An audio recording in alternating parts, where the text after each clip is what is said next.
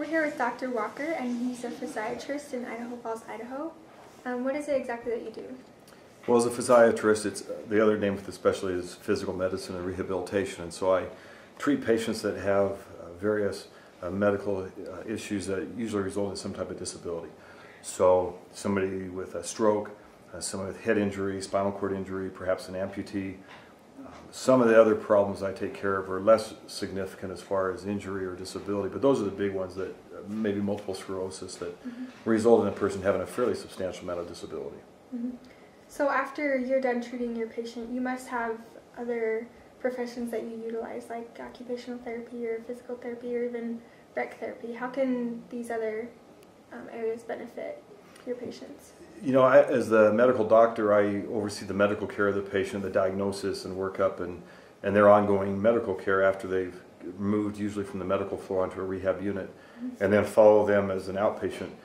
But the physical therapist I work closely with as far as mobility and gait training. I work closely with occupational therapists as they help with the activities of daily living, kitchen skills, other hygiene skills, and then recreation therapy and as far as getting them integrated back into the community, back to doing hobbies and leisure pursuits that they would love to get back to doing, and now they need to learn a new way of doing it.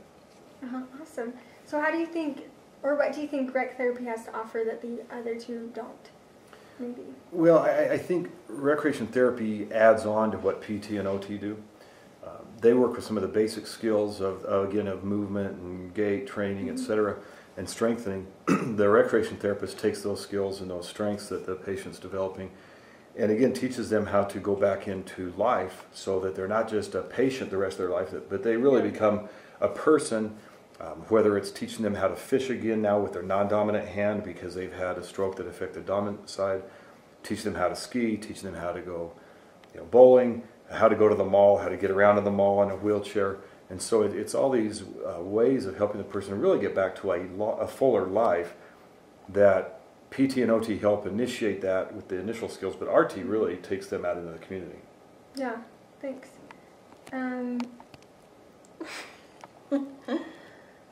What do you think the future of rec therapy holds? I know there's, some people don't think that it's as valuable as it should be. It's not always covered by insurance. Just the brutal facts, what do you think? Well, it's hard to know with, yeah, I think that there's always a need. There's going to be a bigger need in the future simply because we're an aging country. And so with the baby boomers getting older and the life expectancy of people extending out, I think the need for recreation therapy is certainly there and will increase in the future. But as you mentioned, it's going to be more of a reimbursement issue, especially if government gets more and more involved in healthcare. I think that the role of RT is certainly significant, and yet with reimbursement issues, the activities, the leisure, those kind of issues tend to be the first to go. So I don't know. I think it's a little bit unpredictable right now. Okay, thanks. Do you have any advice for rec therapy students? Do you know, I guess I think it's a good field. I think there's a need for it.